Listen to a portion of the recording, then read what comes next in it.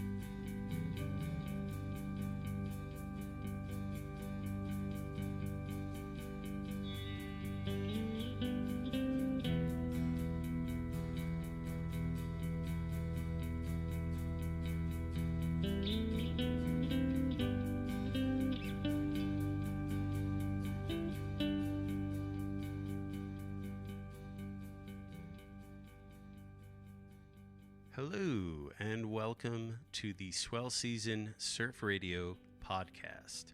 I'm your host, Tyler Brewer.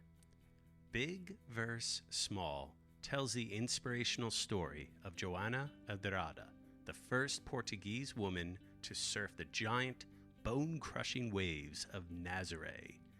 Finnish director and producer Minna Dufton's debut feature documentary follows Andrade throughout a period of her life as she pursues surfing bigger and bigger waves, but must process her deep trauma in order to succeed. Joana shares her deep fear of drowning, and it is only when she is introduced to Finnish world champion freediver Johanna Nordblad for the most unusual of training sessions that she can help to overcome her fears. Big vs. Small is a modern-day fairy tale, stretching from the raging monster waves in the south to the dark stillness of the far north frozen Finnish lakes. It's about power and strength on top of the water and facing demons under it. It's about trust, it's about letting go, and it's about what happens when two elite female champions share their extraordinary talent with each other. We have a two-part episode this week with both filmmaker Minna Dufton and big wave surfer Joana Andrade to discuss their film Big vs. Small. Now, I was fortunate enough to have seen this movie at the London Surf Film Fest as I was a jury member, and I remember seeing this movie and just being totally floored by how well it was done. The story, the cinematography, everything just really was in capable hands. And Minna Dufton does a wonderful job telling this extraordinary story and really just pulls you in. And you can't help but be totally enamored with Joana Andrade and all the things that she has had to endure and overcome to achieve her goals. It's an incredible film. It is screening currently at the New York Wild Film Festival that just happened this past weekend. Unfortunately, the movie is not out yet, but it is going to be released soon for the general public, and I highly recommend you watch it when you get a chance.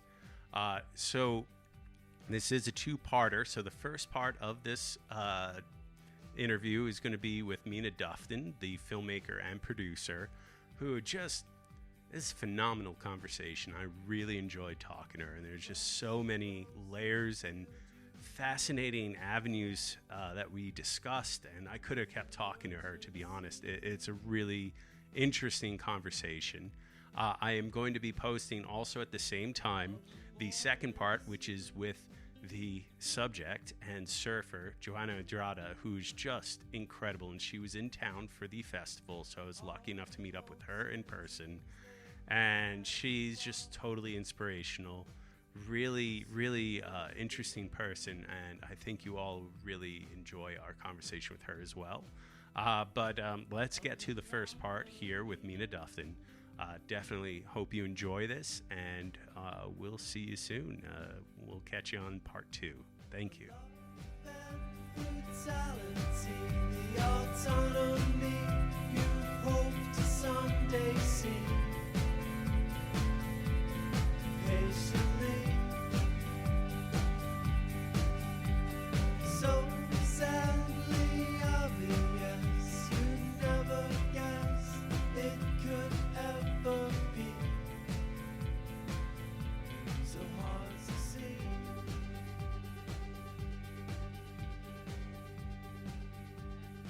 I'll do my best. So, yeah, I'm ready to go whenever you are. Yeah, no, You have I to loved your sound film. levels. Sound levels seem good. They look good. Everything seems fine to me. Absolutely. I loved your film. Like, it's awesome. One of the compliments, my brother and I saw it at, well, I was a jury member at the London Surf Film Fest. So I saw it already at home. And then I was lucky enough to attend the festival as well. And my brother and I went. And one of the things my brother even said to me, he's like, ah, this is what a surf movie could be in the hands of a really skilled filmmaker. Far too often we see stuff made with surfing or documentaries, and they don't always hit the mark. And this just was beautiful and so well done, and just such a really impactful story as well. So I just first want to heap lots of praise on the film, and what you were able to do with your team. Wow. Thank you so much. I mean, the end product is credit to the whole team. I had a fantastic team, a small team, but of the utmost professionals that I worked with, and yeah, I'm super proud of what we achieved um, with the kind of situation that we were given. That we didn't get the financial support of the film industry behind us, Mm. but I still went ahead and we decided, with Joanna that we're both in the same boat, and and we still are. So it's been it's been an incredible journey. To be honest with you, this is my first feature film. I've made lots Mm. of shorter films and series and documentaries before for TV, but this is the first one that's um, gone on the big screen and to festivals. We are now at New York Wild in New York, and I think this is our 22nd or something festival. And Wow. for a first time feature filmmaker, this has been a huge ride. It's like riding a big wave every day. I can imagine. It's a lot, and I mean it's I imagine there's a lot of emotional roller coasters that go along with it, and it's interesting you mentioned about like the funding, right? Like, it's I don't understand why it's so hard to get funding, particularly for women's stories, it feels like. And I'm I was going to get to this at some point, but might as well jump in now. Like, it seems like to me, like, particularly the surf industry, you would think there would be support, or there would be some people that would want to help fund something like this, because you are a skilled filmmaker and this is an incredible story, and it can only help, like, grow the awareness of the sport. And it's just not there, which is so weird. And I don't know if you had approached other surfing, companies, or had approached the industry, and what was your experience like pitching that?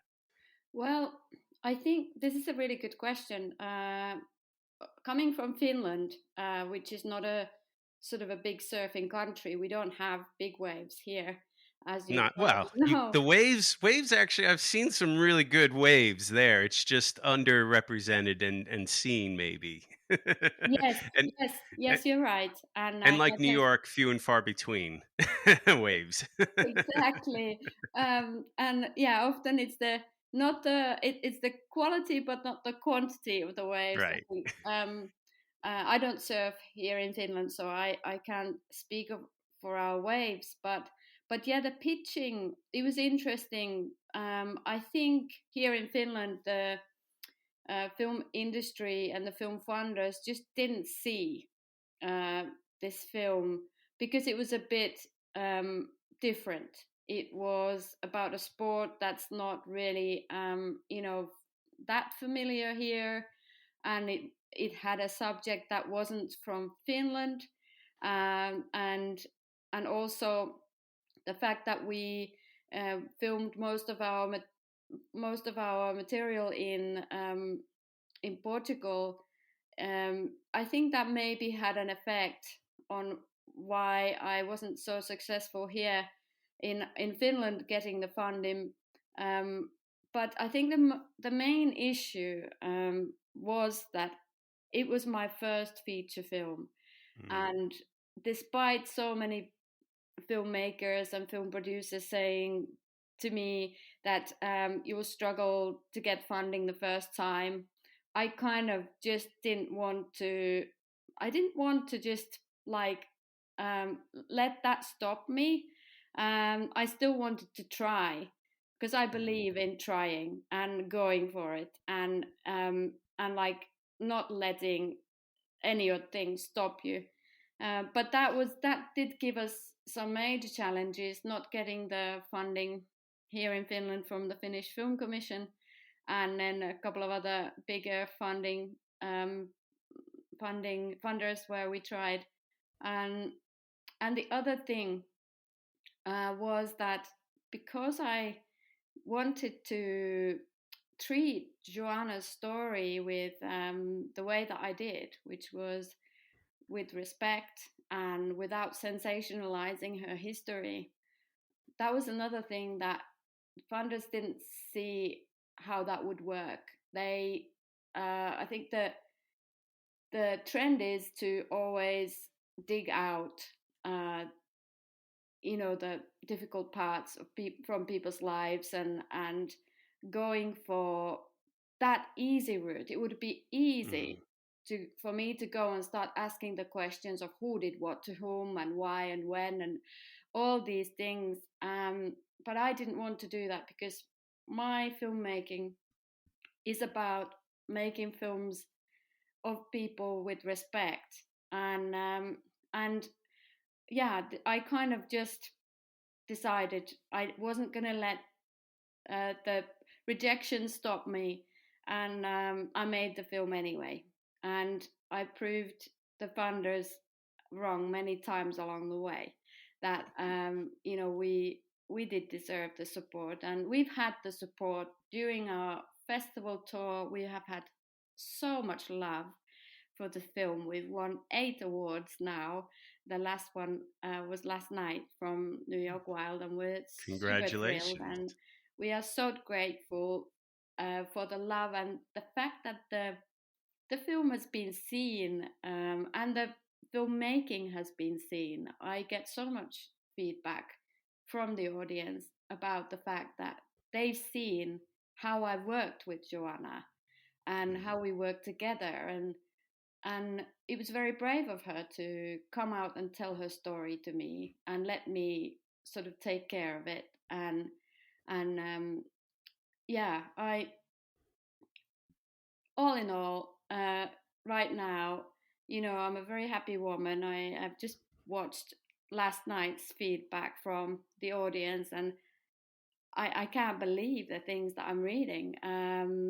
I can read you one if you want. Yeah, come I've been on. reading this. Let's Yes, toot your horn here. Come on, this is what it's about. Listeners, get ready to be wowed.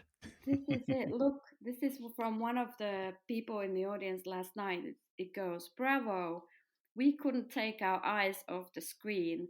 It was a very emotional film and spoke to everyone in the audience. Us New Yorkers seen and heard a lot, but never a story like this. Thank you for creating and sharing Joanna's ride with us." Oh, This sort of feedback just makes up for every challenge and hurdle, and upside down ride that I've had with this film. So I want to start here actually. Like, how did you come across Joana Andrade, and how what made her story resonate with you? I'm curious, like how you came across. Because to be honest, like I was not aware of her, and I'm pretty clued in on surfing. I'm kind of a surf nerd, so for me, it was quite an unexpected story of someone that I was not aware of, and then kind of like in awe of and enamored with. Well, actually, the story began from an article on the web Hmm. about women in the U.S. surfing in the Mavericks and fighting for equality. Hmm. I came across this story in 2017, and This is the New York Times article, right? it was BBC Oh, BBC. Oh, BBC News, yeah, and written by a wonderful lady called Joanna Jolie. She was called Joanna also. There's lots of Joannas in this film, by the yes, way. I We can go to know. that in a bit. Different spellings, though. Yeah, yes, and yeah, I came across this article, and because I'm a lover of the ocean, it just drew me in instantly, and I began to read about these women surfing these huge waves. Before this, I didn't even know that people surfed big waves like the ones in Nazaré. So I got hooked in. I started watching big wave surfing on YouTube, and I knew that I was going into something. I know It's a when, rabbit hole. yeah, It's a yeah, rabbit hole. I was like, I was off. And then and in 2018, when I left, I decided to leave a 9 year post at the Finnish broadcasting company Yle and go for making films that I really wanted to make. It was just a decision that I made that I wanted to give myself an opportunity to go for the real big stories that make me feel something. And so I headed to Portugal to learn how to surf because I was still really inspired by those women, and I wanted to experience what it's like to surf first of all, because I was thinking that if I'm going to go towards making a film about surfing, which I kind of knew that I was headed towards by then, I needed to learn to surf because I thought I I didn't feel that I could make a surf film without actually knowing what it's like. And I respect the surfing world and the surfing community so much. I think it's this beautiful sport, and just wanted to like really immerse myself in the topic. So uh, in March 2018, I traveled to Portugal for a week, learning to surf with a couple who were well connected to the big wave surfing Nice. community. And with their help, I actually got to meet João de Macedo, who back then was Yeah, the sixth best male surfer in the world, surfing he's in incredible. Nazaré. He's incredible. Yes, I met him, and we had a chat, and I asked him all about the psychology around the sport because that was the thing that really interested me. It's like, why does someone go and surf such waves? Like, why not smaller ones? And like, why in Nazaré, where you could so easily, you know, be at those cliffs, those huge, scary rocks, and what about like sharks and things? So he answered all my questions, and then the same night I got to hear about Joanna for the first time. He was the host of my surf camp that week, who um, who told me that actually there is, if you're looking for a woman, because I was, um, there is one in Portugal, and she is tiny, and and you should meet her. So of course I wanted to have her contact as soon as possible, and I got her email address, and then by the time I got back home in Helsinki and had settled back in after uh, you know, a huge week in Portugal, um, I contacted Joanna and we set up a Skype call, and that was it. I don't know if you asked her this question when you met her, but I think she was a bit surprised when she got when I contacted her and introduced myself and said that I was this filmmaker from Finland who'd very much like to talk to her with the thought in mind that we would possibly make a film about her. And I told her I was very inspired by what I'd heard about her, that she is still the only Portuguese woman surfing in Nazaré.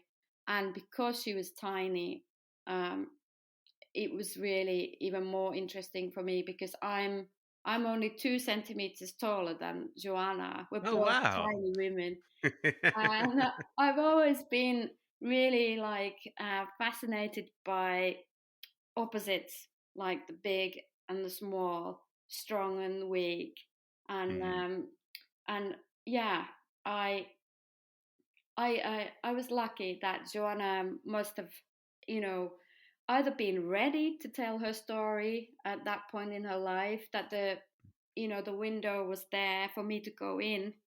Yeah. um, I was really happy that she said yes, and then we set up to meet. And I traveled back to Portugal in June 2018 to spend a bit of time with her, and we had a couple of wonderful days in Ericeira, in her hometown, where she would show me all her places, her home and her surf school progress, and the beaches where she surfs, and the town and her friends, and I very quickly started to kind of like form connections with her and around her. Also people that I could maybe interview about her, and um, but it was the moment when she took me to the surf school that she had on this wonderful cliff, um, where I could just see a movie Yeah. unfold. Oh, that setting was just like that. Oh, I knew I had to go there and take my cameras there, and also because she really started to open up to me. I did a little bit of filming with her just to see how she would work, in front of the camera, and just with my own camera, and things that came just really reassured me that I could come back with my film crew and we could start making a film about her. There was just this really strong connection that me and her had, and I, um, I and I yeah, wanted to ask about this. Like, one thing I noticed when I even talked to Joanna is like, you get a sense that Portuguese families are quite private, hmm and they really don't like to air their issues out into the open. And I really was curious, like, how you went about not only gaining Joanna's trust, but her family and inner circle of friends. Like that must not have been easy. And what were some of the challenges you faced, but also, what did you find that helped you connect with them? that's a really good question, and I'll try and put it as short as I can. No, no, no. Take your time. It's all good. There's I no got a no habit rush of here. going on about things as you know, No, but no, no. I love it. I love it. I'm like totally no. I'm totally enthralled. But I want to hone in on this because this was really yeah, something you started talking about, and to me, like, I really found like that it's a real incredible skill set to get people to open up, and it's not yes. easy, and it requires time and energy and a certain type of person also. So I was just kind of curious, like, how you approach that. It's a long process. For years uh, of working in TV, I've obviously practiced this, working with people. I've made a lot of series and programs about people, and I've learned to work with people. Um, my methods have always been the same. I I always treat people with respect from the very first moment we meet to the very end, if there's ever an end, because these people very often become part of my life, some, through some way or another. We are always in touch. And what I wanted to make sure with Joanna, because she obviously told me about her background, and that she had only just started to open up about what happened to her in her youth. I wanted to make sure that she understood what it would mean to speak about this on film, and like how much she wanted to open up. So we started a journey where I was with her all the way. I always make sure I walk beside that person, and make sure that they feel safe being with me and talking to me. And I basically, share things about my life at the same time.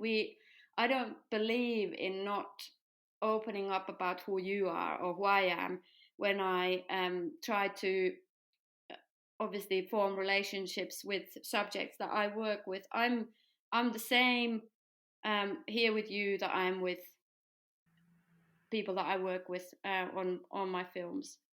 I I very strongly believe in that if you don't give out of yourself, how can you expect to get back? So that comes with working with me. I'm very much a human. When I work with people, I'm the same, off the set I am on the set. But I guess I've also developed a really, heavy set of tools in how to like work in situations where we are approaching some very difficult topics. Those are my specialty. And for those in this production, because it was my own production and I could make the decisions on how things were done, I built a family around Joanna. My crew were all picked, obviously for their filmmaking talent, but also because I know they're very nice people and kind people and good people to be around, and people that would make her feel safe, and also, people that could also, give the light.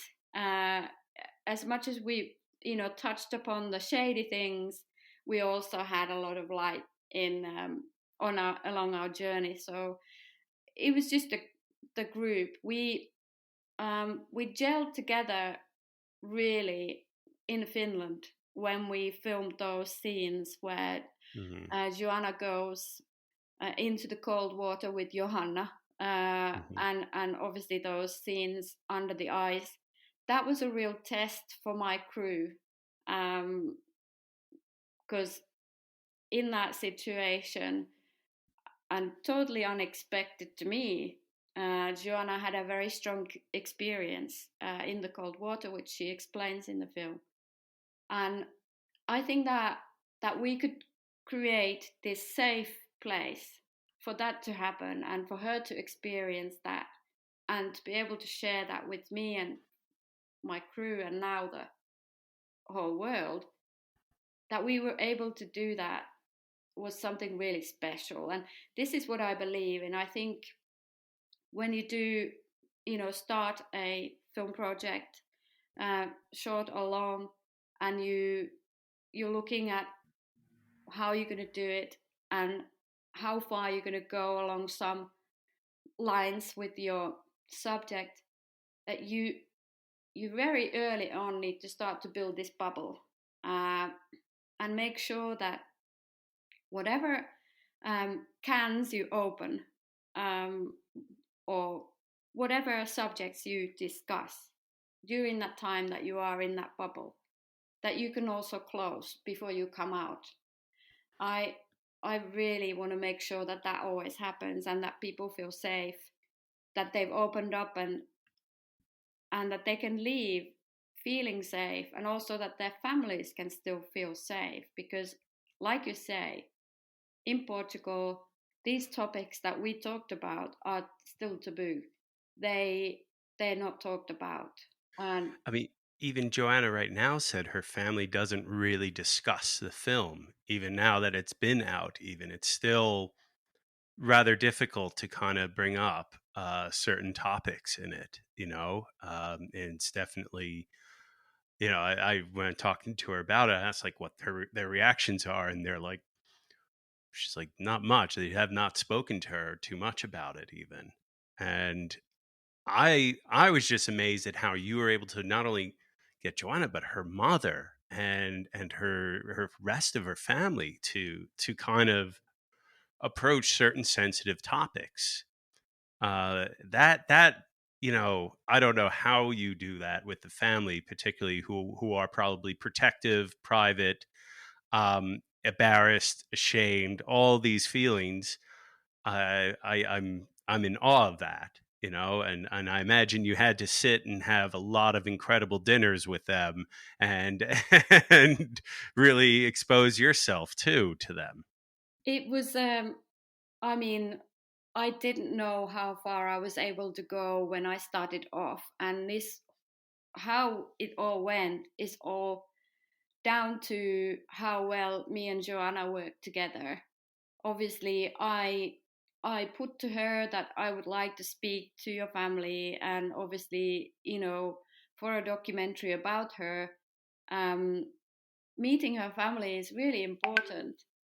And basically, I didn't have direct contact to Joanna's family. I went through Joanna because I felt Hmm. that it was the best way, and by doing so, she could be in charge of how all of that went. And because I know that in the family, it's easier to say, look, I'm not happy to come and do this, or that, okay, yes, I'm happy to come and do this.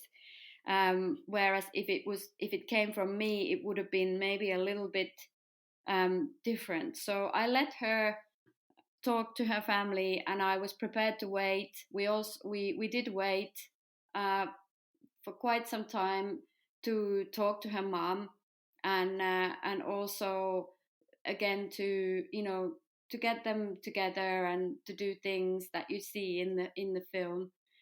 It was a waiting game, and I also see this as being part of the process, because when you go into people's lives, there's a lot more going on in these people's lives than just me and my film crew. They have a whole Yeah. life to live, and you can't expect them to suddenly just know, when is the right moment to come and talk about things like these. So yeah, it was a very sort of a patience um,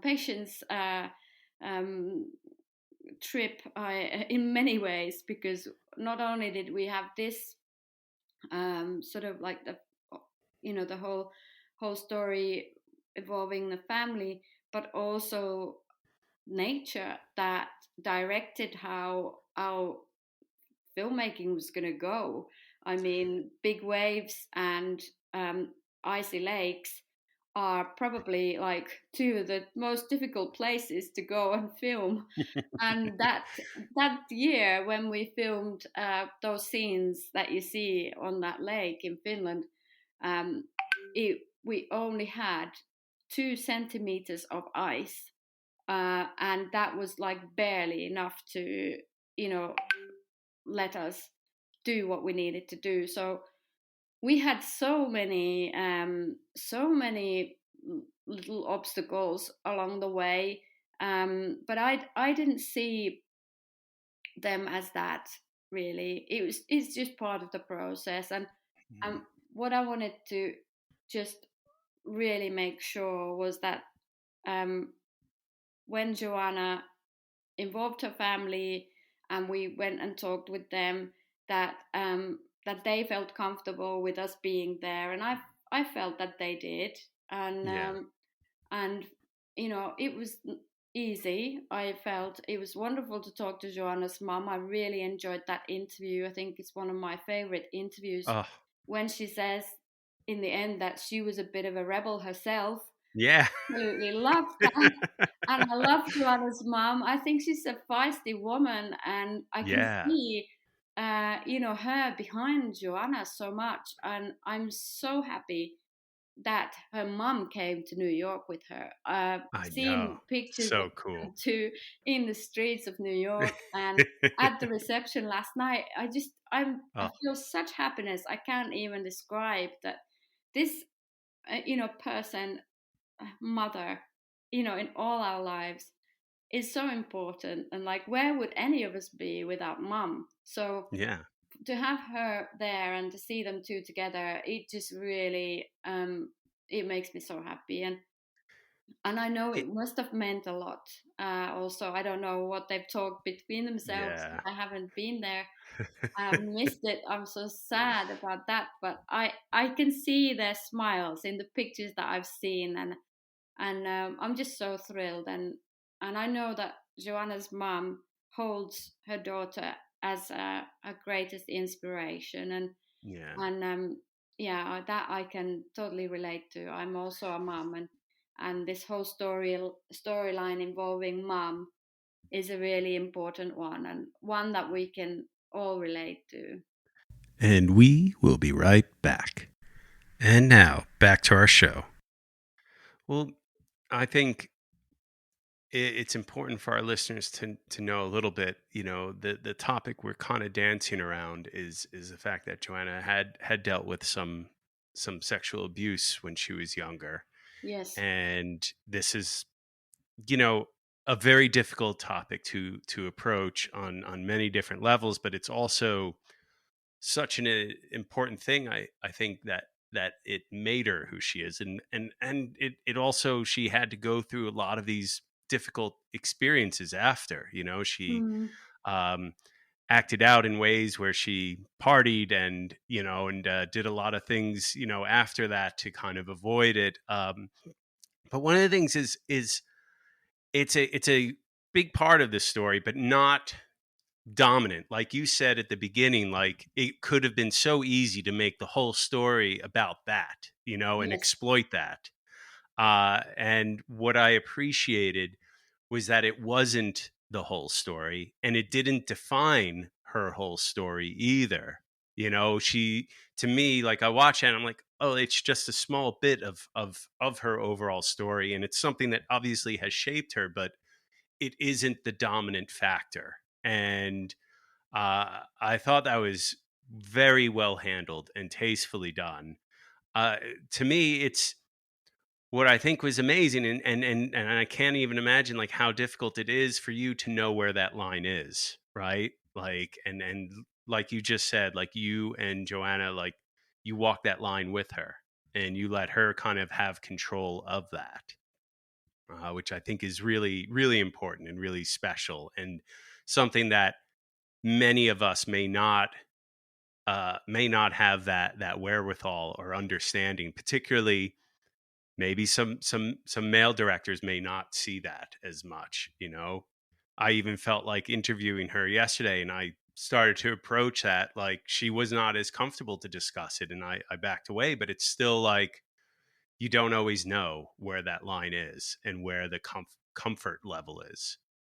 uh, Yes.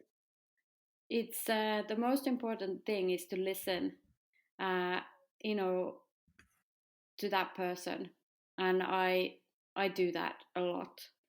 And we also talked a lot, and I, throughout the whole process, kept asking Joanna how she felt about things, and you know how ready she was to talk about what happened, and when might be a good time. And then we chose our time, and when we actually came to do that interview where i I think for the first time said those words out loud. I do oh, not think that she actually had said all those things, maybe ever. Um, and when we did that day, that day was a very hot day on a very hot terrace where we filmed.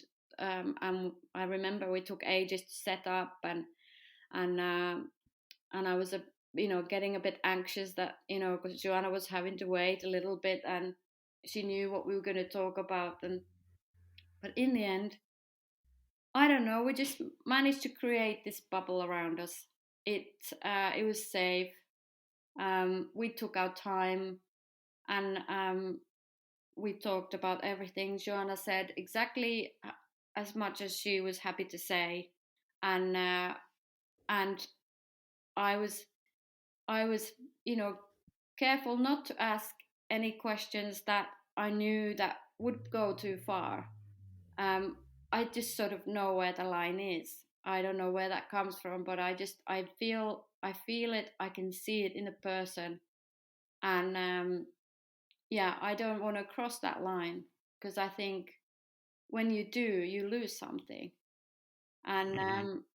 and yeah, so we talked, and afterwards I let Joanna go and have a rest because it was a really hard interview that we did, and I still remember seeing her having a nap uh, in the place where we were filming downstairs on the couch, and I know that had this been a production um, of some reality TV show Oh or gosh. a documentary for some um, major commercial, you know, channel maybe, um, that wouldn't have been possible. We would have been on to the next thing, and like there wouldn't have been time to have a nap, for example. And these are the things that I want to make possible when we talk about trauma and sensitive things. You then has to be time for people to have have that experience, because every time you take them into it, they go back into it, and then Yeah.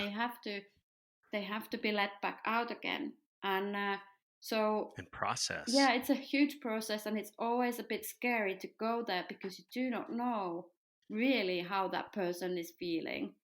Yeah. um, all I can do is just make her feel as comfortable and as safe as possible. And I think the fact that she could just go and have a lie down and rest after speaking those words just tells me that she was safe and she felt like she was at home. And those sort of conditions are what I want to create in my future films. Um, that I go on to make. I'm really strongly believe that um, it's necessary to slow down the process sometimes to allow for these powerful experiences to happen, because it was a very powerful experience, and Yeah. that's why you feel that power in the film. And even despite us going into those details, like if you watch the film, um, it's 2 minutes of a 76-minute film where we Yeah. actually go into the Hmm. core of this issue. So yeah, um I feel very strongly that there was no need to do any more, and Yeah. I also wanted Joanna's story to be more than that, because she is so much more than that experience, Absolutely. like you said. And also I think it's really important for us all um, to rise above these things. And I wanted to give the audience um, a chance to walk away from the film feeling whole, rather than feeling that the film had um, brought up their traumas and experiences in a way that they felt that they're left feeling damaged by the end, or that the wounds are open, Yeah. and again you don't know how to close them. I wanted to make sure that I could wrap people in a big safe hug, almost, in that film, that when you go away, you feel that you are above that. And that's how I want to leave everyone. I very strongly believe in hope, Yeah. and that's why it's there. And yeah, what else can I say about um, working Oh, with trauma? yeah. Just very quickly Yeah. go into this bit more. It's something that I'm really passionate about. I've suffered trauma in my history, and I take it very seriously. And I also know how important it is to have people that listen to you if you've suffered any kind of trauma, um, and that they are there with you in that, that you don't have to face that experience alone. And I'm very careful not to ask certain questions, because I know that often journalists, being very ambitious and wanting to get to the gritty details of everything, um, we often ask the questions that actually cause damage to people that have Yeah. suffered trauma. We It ask opens questions that wounds. not even crisis workers ask. Hmm. And I think it's really time that we spoke more about this, because we have so much trauma going on in the world. We have a war in Europe currently. We have lived in a crisis since COVID came, and there is so much trauma around us and people suffering. And I think it's really important that we are careful how we choose our questions, because we don't want to be causing people any more harm. No, it's it's a it's funny. Like we want to get that story, and I think sometimes we tell ourselves, well, it's important to have this story told so other people can open up about theirs. But I feel like there's again, like there's this line where you can't you're opening a wound for some people too.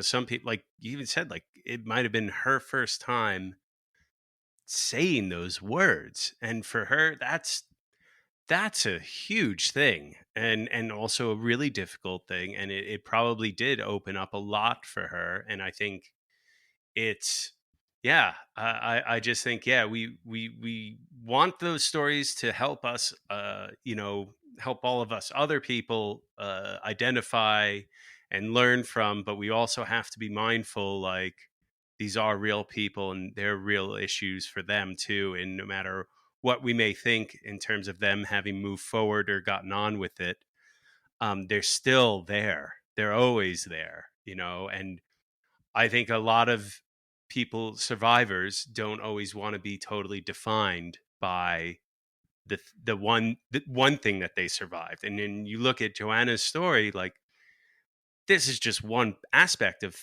one thing she's had to overcome. Yeah, There's so many other things that she's had to go through and overcome. Everything from the patriarchal, societal, norms, and going against her family's wishes of surfing in some ways and being a professional, to challenging big waves. Like for her, it's just one after another of a challenge. And this one thing that she did is not the one thing that she experienced is not her whole story. It's amazing, like how there's just so many other things. And from what I see in other films, especially in surfing, in the surf world, a lot of times it's this one big obstacle.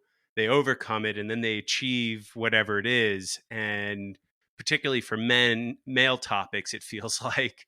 And then for female topics, it's like, yeah, they've had to overcome this one thing, but then there's all these other things layered on top of it, that I feel is not always explored or given due credit. And that's why, like, to me, I watch this movie and I'm just in awe of Joanna, because it's like, no, she didn't just overcome this one thing that happened to her years and years ago. She's still overcoming all these obstacles and things. Some are personal challenges that she has set up for herself, these goals, but they're not, there's just constant and every to diving under a frozen lake.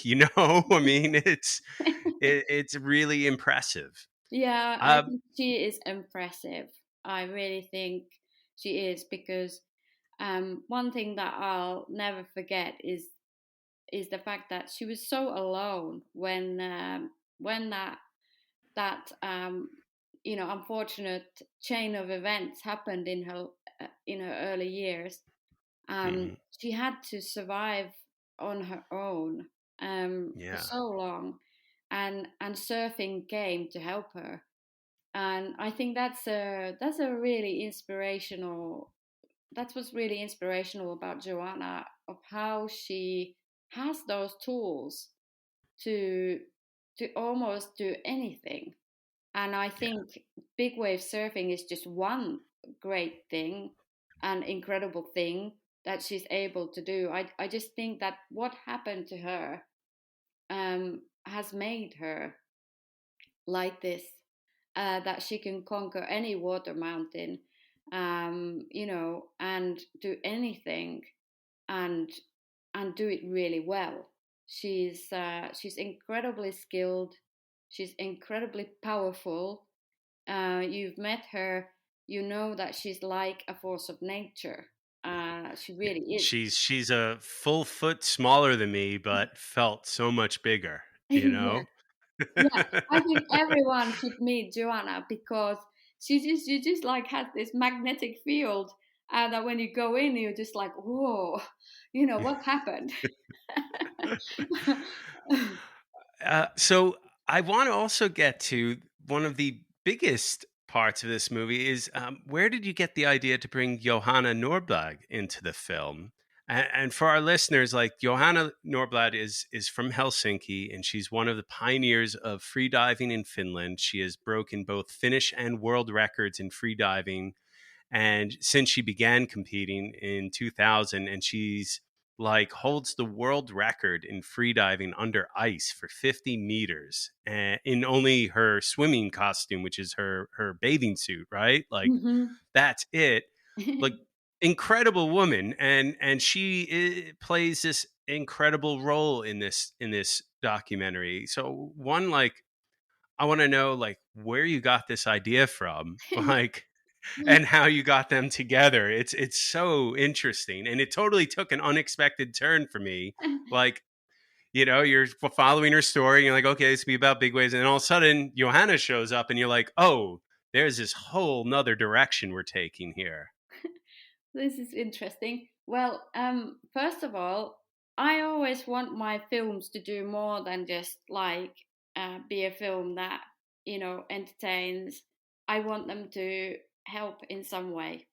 And when I heard in my very first conversation about big wave surfing that I had with João Damasceno, Yeah. when I asked him what was the best way to train for that wipeout situation where the big wave surfer is inside that big wave and doesn't know whether they're up or down, or and how long they're gonna be sucked in there, that really scary situation.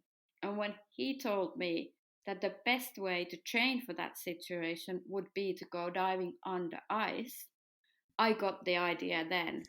A light bulb moment came, and I know. Oh well, I come from Finland. That we have a lot of icy lakes, and then I knew We I have a was. lot of people who love to swim in ice, so why Yeah, not? I knew. Well, It's a national pastime. exactly. And then because I knew Johanna from before, she happened to Yeah. be a friend through her sister, who I know very well. I knew what she did, and I knew that she could help. And I also, when I got to meet Joanna, got to know Joanna a little bit, and this thought about involving a free diving grew bigger in my mind. I knew I had to get these two women together somehow, and so yeah, the idea came. I put it to Joanna because I knew she was already doing like the Wim Hof methods, Yeah. and she was into practicing the cold, and she really was into holding her breath. She was doing all that training, which I think is so interesting, how big wave surfers train.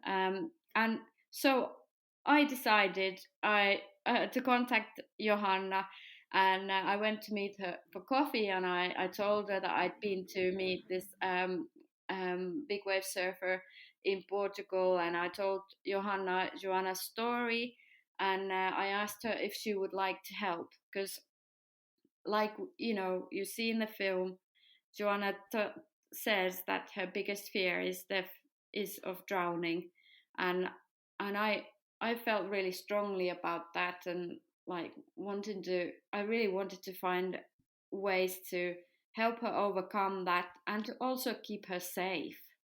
Yeah. Um, I asked if Johanna could help, and she said she could, and that was it. And the most wonderful thing for me about this film was the moment that these two women met for the first time, because In the pool, right? Like that's the yeah, first time. yeah. The, it was amazing. We had like 3 days when these two very busy women were free. First of all, to get them to be free at the same time was like it took some doing, and then to be in Finland at the time that we would have enough ice for them to go diving under. Well, that was another thing. But that day when they first met was just amazing. I knew they were both really excited, and they like couldn't wait to meet each other, and I had to keep them apart until that moment that we could film them actually meet, because the first meeting of them was caught on camera and was all planned, and it's all very genuine. That thing you see in the film was the first time Mhm. that they actually got to meet each other and hug, and when I saw them stood there, Joanna being a little bit smaller than Johanna, and Yeah. that whole energy around them, I just thought this is gonna be just something else. And then it went from there. And the funny thing was, like, obviously we had planned everything, and we knew what we were doing, and I had a script, and I had discussed, the training with Johanna and Joanna, and then they went off to the changing rooms to put their wetsuits on, and it was just like, you know, like that. They got on like a house on fire, and after that, we had to really keep up to, to like, stay with them, because they just got on so well. The whole thing just organically went from there so beautifully. Johanna started to train Joanna and keep her safe, and the whole connection with them was just, it was amazing. And that It's was, electric. yeah, it is. And I think it's beautiful, because friendship is beautiful. And to find a friend, which they now are, by the way, they still keep Mm. in touch. Um, to find a friend in your 30s or 40s, um, like that you click with, and that you can share so much with, it's just like the most amazing gift. And to watch that happen, it was like, I don't know, Christmas is, oh, okay, There was there was with Johanna, there's definitely something very zen about her, it felt. mm-hmm, And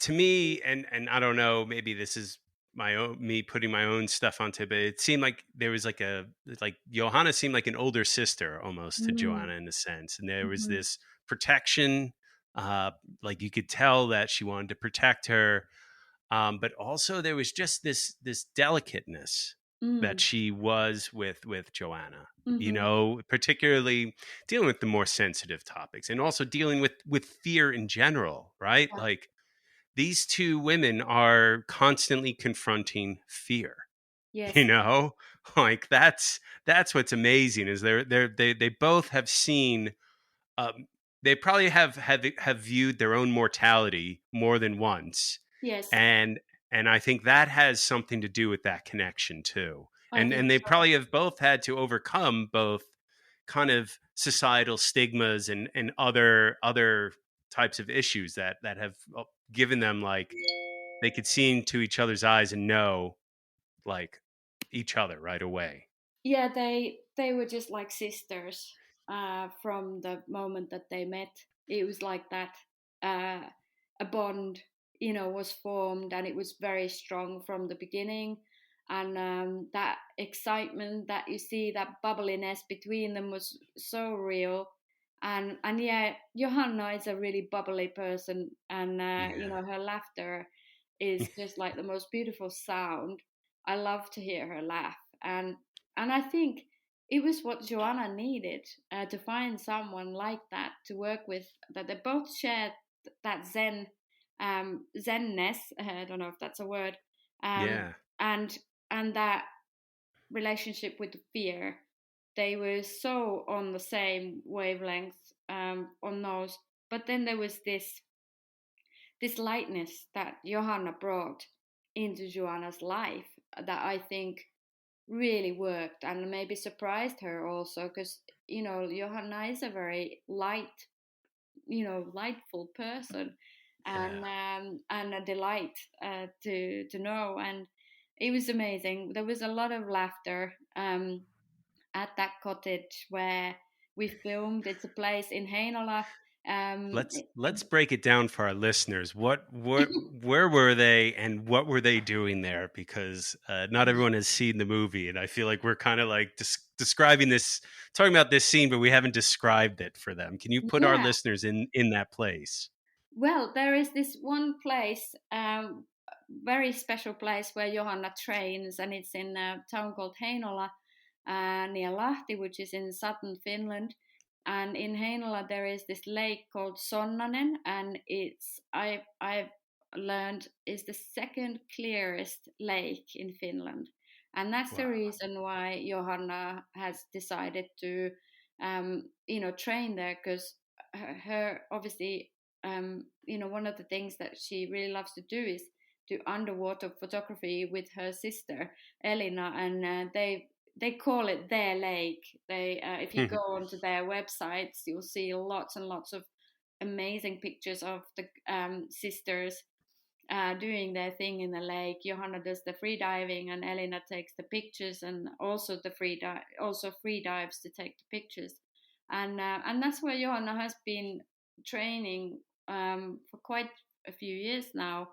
Um, for her under ice diving, and so that was a natural place for her to take Joanna, because um, for Joanna's first time, she wanted to give her the best possible experience, and she really did. And she worked so hard, because the conditions on the day that we went to Heinola weren't the best. And Johanna called me that morning about 8 o'clock saying, Minna, um, not good news. These conditions really aren't what we wanted them to be. But, you know, The lake wasn't frozen enough. it That wasn't was it. frozen enough.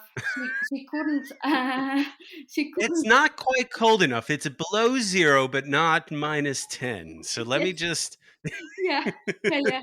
It was like that. And all it well, it's a long story, and she would really be the best person to explain why. But there was this particular route that she wanted them to take, and the way she wanted to like make the holes in the ice, and she couldn't quite do it that way, so we had to improvise, and she had to build a different track that Hmm. they then went down in the film.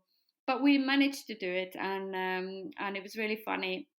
The For our when listeners, I just got to point out, it's dark and is snow everywhere. And Johanna has set up like candles around the holes, in the lake, in the ice lake, and they're diving, and it's dark, pitch black. It's dark out, and and they're swimming under ice for like 25, 50, yards. It's like crazy. And they're walking down in the snow. It's mind blowing watching this, and beautiful too, like absolutely serene and ritualistic too, which I love. There was a ritual to this. Yeah, there was. It was beautiful, and yeah, Johanna really is a master of you know of the cold, and yeah, she was the boss there at the lake, and we discussed, this long time before we went there, that obviously safety was our you know priority, and everything that we did had to be done with the utmost safety, and we did. And but yeah, there's some really interesting things.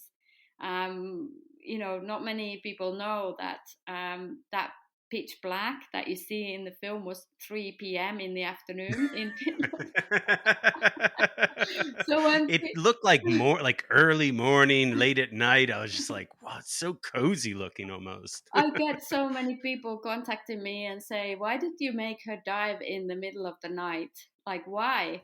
You're like, And for I always, dramatic effect. yeah, I always say, "Well, you have to come to Finland and see it for yourself. That in November, from November until like March, we are very dark here, Yeah. and it makes filmmaking very challenging because we have so little light during the day to use. So but yeah, what Johanna created was really amazing, and we just followed what they did, because obviously I wanted this experience to be the best possible training experience for Joanna, because that's what Yeah. she came there for, and also for them too to connect with each other. So we didn't sort of step away or anything like that with the crew. We were very close, but I sort of let them do their thing, and then we followed. And what you see is very much how it went. And the dive under the ice was the one dive that they did. There was no Wow. take two or No three. second take. Well, yeah, I imagine so. Hey, oh, guys, we forgot to load film in the camera. Can we do that again? Yeah, there I was mean, no room for that. And to tell you, one of the things that happened that day, not only was the conditions not the best, but we also had our underwater camera crew call in sick that day. So I was meant to have a guy there in the lake under the ice, mm, very experienced in filming these kind of conditions, and then suddenly that morning we lost him. So oh, so thankfully I had a plan B, and I had a bag of GoPro cameras with nice. me, and we were able to, with my crew, very talented DOP Sakke Kantosalo and assistant Nikolai Ladikainen, the two of them fixed GoPros into some light Nice. stands, and we drilled Dunked it. holes into the ice, and filmed the dive through them. Well, Obviously, that just saved you some money. yeah. Oh, it was the I think the scariest thing for me was obviously how Joanna was gonna be under the ice, because I mean it's so scary. Yeah. I still get really scared when I watch those pictures, and I've seen them quite a few times. But the other thing was like, because my crew had to be in certain, you know, very, Mhm. very clearly marked places where Right. we could stand, where the ice was strong enough to hold us, like hold the sound guy, hold the camera, hold myself, and the lights.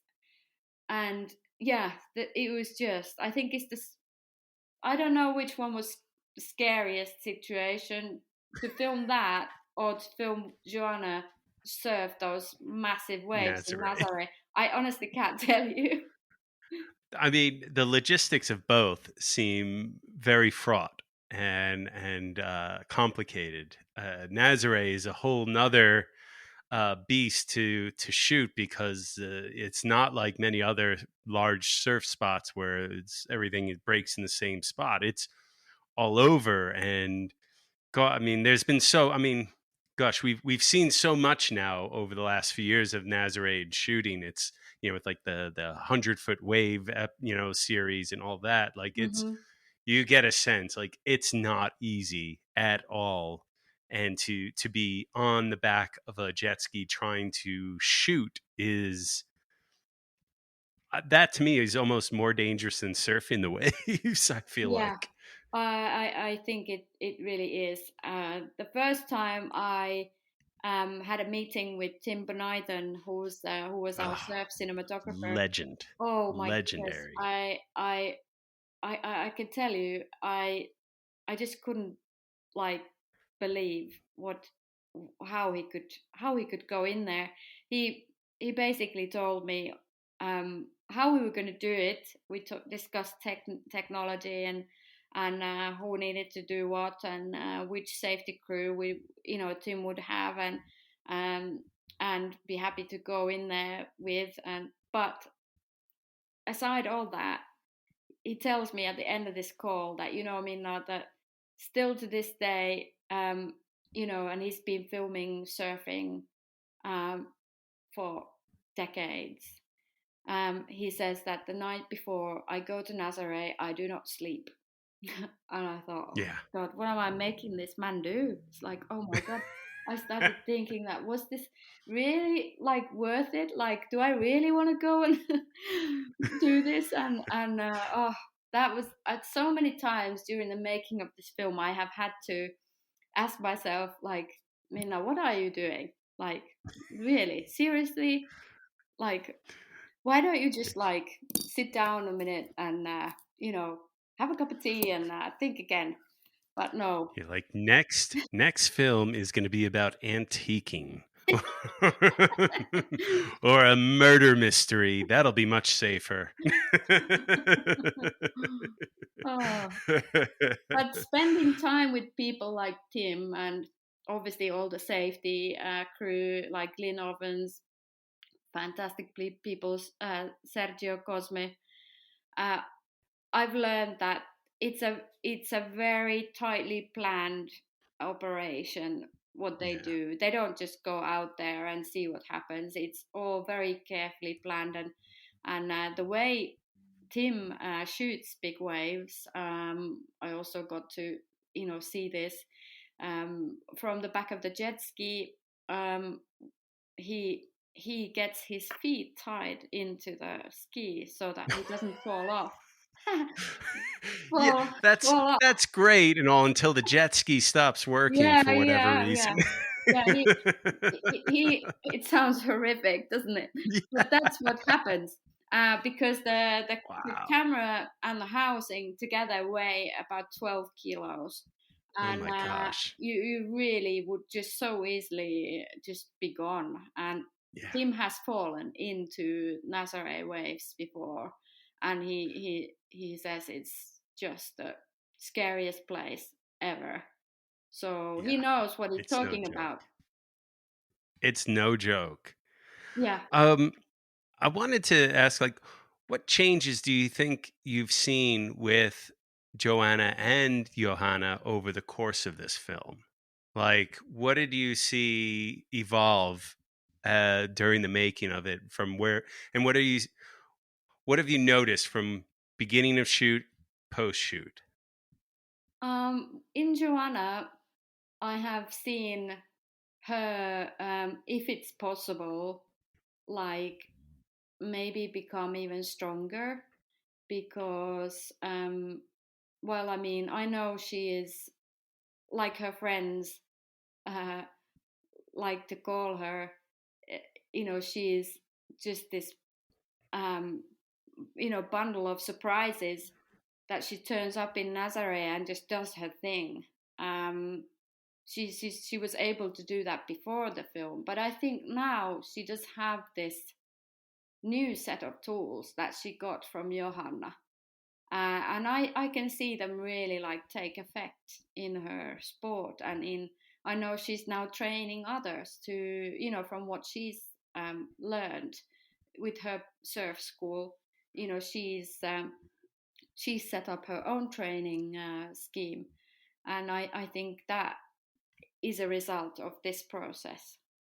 Yeah. Also, I know she's had a lot of feedback uh, for her bravery in coming to tell her story, and she's heard from so many people, men and women, how much she's inspired people. And I think that has perhaps, I hope, made her see how much love there is for her. Because often when you go through something like she did, you find it difficult to accept love in your life.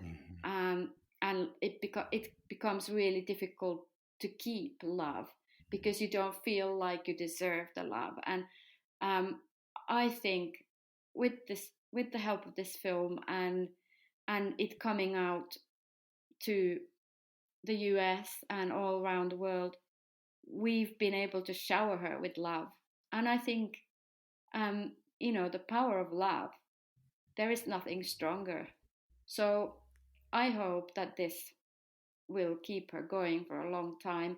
And one thing I really wish for her is that she gets to keep doing what she loves the most. And I know it's been to surf the big waves.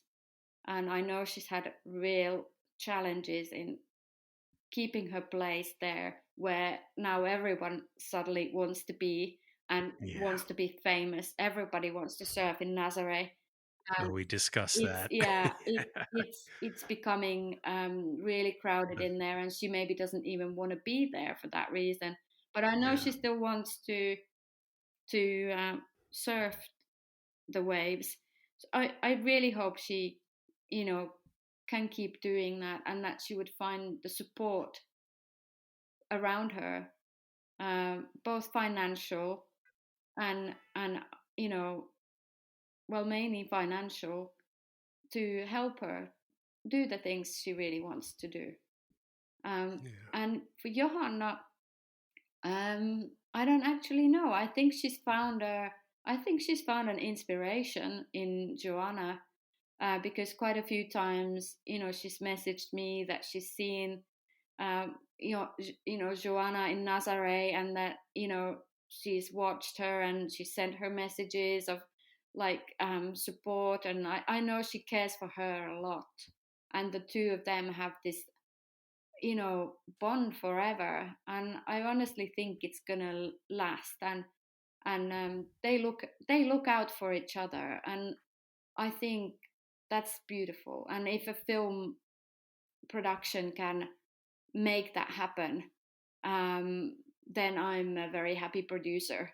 And I know this has been a very special project, and that not every project can, do these, epic things that Big versus Small has done. But yeah, I just really want to keep the sort of that bubble alive, and now I know that there are so many more people in it. Everybody that comes to watch this film gets to go in our bubble, and the more I hear about how people feel in the screenings, that they have like physical feelings of fear and like empowerment, that that's something I want to keep going, and I feel very passionate about. I think um, we can really change the world one film at a time. And if this film has managed to inspire you, empower you, help you do the things that you've always wanted to do in your life, or help you overcome a fear that you've had, then my job's been done. And how have you changed in the process of the film? That's a really good question. The journey that I've had during the making of this film really should have been made into a film. Now we're getting a little meta here, aren't we? Yeah. Oh, well, how has this changed me? It has changed me. I can't deny that. Um, I took a huge risk with this film when not getting the financial support to make it, I obviously had to find other ways of making the filmmaking possible, and then we were hit by COVID just as the film was about to come out. And like I said, it was my first feature film with my own production company, our first production. So many things were being done for the first time. It's taught me so much. During the making of this film, um, and minus the whole filmmaking process, which is familiar to me, that all I knew. But the whole financing, uh, the producing, I this is the first film I've ever produced and direct. I mean, I've directed and written many films, but never produced one. Um, and running a production company um, in COVID, with the film releasing in the pandemic, that then still kind of doesn't get that. Um, there is nobody there to kind of like um, support you. It's been a real sort of, how would I say, um, big swell that's been constant. I know Joanna has said this many times that I have surfed um, probably bigger waves in the making of this film than maybe she has.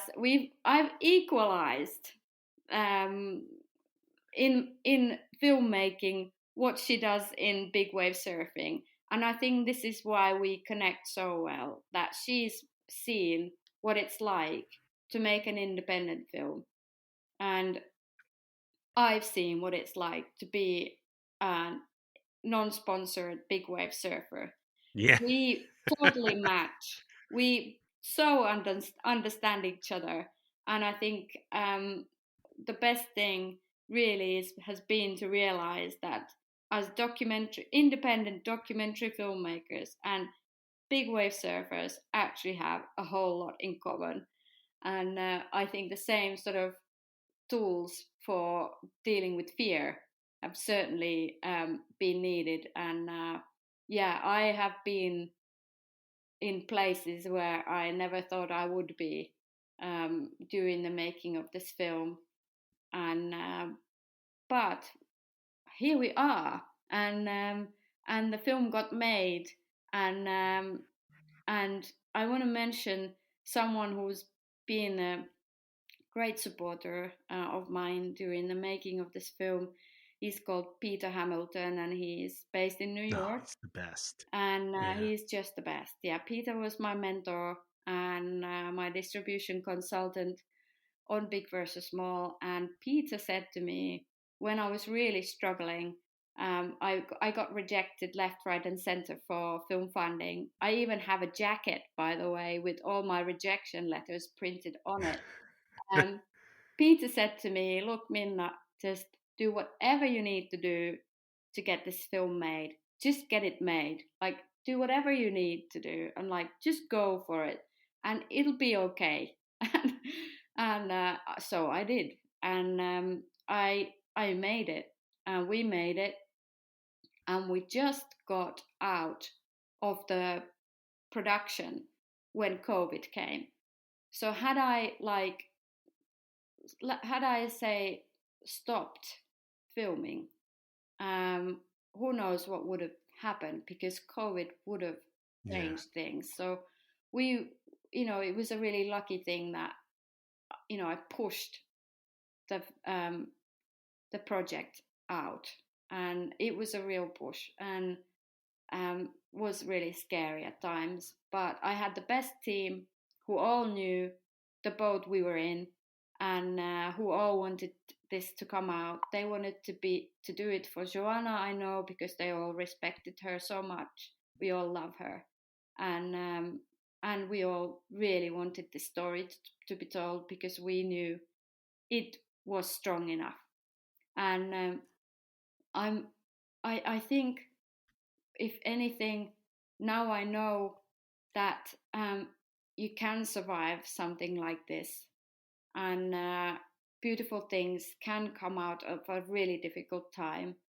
And I'm just so grateful that we get invited to places like New York Wild, where they put on such a lovely event for us. And Joanna got, flown in with her mom, and I get to talk to you, and there's just so many lovely connections that have come out, and those I value so much. And yeah, a whole sort of community has formed around the film from festivals. We get so much Mm-hmm. love from you that it's amazing. So yeah, um I feel like I'm kind of like I've grown a little bit during the making of this film, certainly. And I think some people maybe think I'm complete um, you know um, petrol head, a crazy filmmaker for doing what I did. Most people would have maybe stopped, but I didn't. Um, so so yeah, I don't know what the word is. Um, I I've come out feeling that I did the right thing, and I made my point, also of making a film with respect and seeing that it can be strong and it can create such a huge impact. We've created huge impact around the world with this film already. Well, you've talked about wanting to make an imprint with your body of work, Yes. and it seems like you have definitely stuck to one your morals and and your goals, and you've achieved them, I think. And I think that's very commendable and extremely something to be extremely proud of, and really it's an incredible film, and I think like everyone who's listening should get a chance to see this. And so my next question is, where will people be able to see this next if they couldn't make it to the film festival? What are your plans for distribution? Do you have any yet? And hopefully we'll be able to see, everyone will be able to see this film. Well, thank you. Yes, the aim is to get this film to go as far and wide as possible. Obviously, we are working on global distribution. We don't yet have a global distribution deal, but hopefully one day. Um, if you are in the US and you want to go and see this film, the next place where you can watch it will be Earth X Film Festival in Dallas, Excellent. Texas, next month, May, and in between, you can see the film in Germany, in Kiel, at Nice. a festival called Cinemare Ocean Film Festival. We are there with our Germany premiere on the 29th of April. Um, then we are due to start a theatrical tour in Nice. Australia and New Zealand. So Oh, if you have listeners in Australia yes, and we New do. Zealand, soon you'll be able to go and watch the film on the big screens there, and hopefully also meet Joanna and Johanna and myself. Hopefully Tim Boniden, the surf cinematographer who's from Australia, at some of the Q&As. So those are our next events, and obviously um, our website is the best place to go to for regular updates on where you can watch the film. And hopefully soon we'll be able to announce some other exciting news for Big versus Small that are due very soon. So we're working really hard to get this film to as far and as wide as possible, so that everyone can see it and feel the power. Now, and what are you working on next? And do you ever see yourself coming back to surfing as a subject? Oh, that's a wonderful question. I actually really would love to make more surf films. It's weird because I never sort of saw myself making surf films, but I don't know, somehow, me and surf films seem to go well together. And obviously, I'd love to. I absolutely would love to because I love the ocean, like I said, and I learned to surf, during the making of this film. Of course, I would love to make more surf films. Um, so, yeah, if anyone wants to make a surf film with me, get in touch. What I'm working on at the moment, well, I've just been asked to write and direct quite a high-profile documentary series here in Finland. So I'm starting work on that this week. It's gonna take me most of this year. The series comes out next year, and I can't yet tell you what it's about, but as soon as I can, it will be on my social media. Uh, and what else? I have a film in development that I've had now for a couple of years. I have been working with a Finnish ex-professional ice hockey player Nice. who got tackled in the head just under 10 years ago and was left with a brain injury. I've been working with him, and I hope to start shooting a documentary about him next year.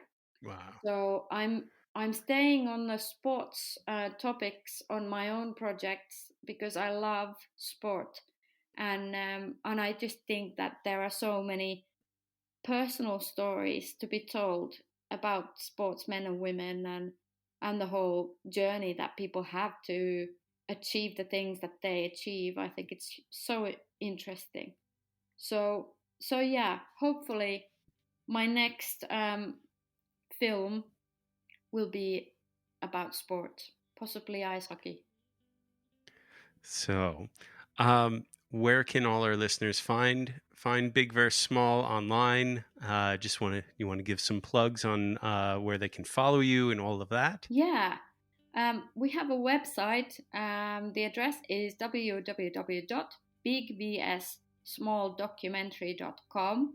That's where you'll find more info about the film, about the people who made the film, and our whole calendar of festival dates and broadcast dates is there. So that's the best place to go to.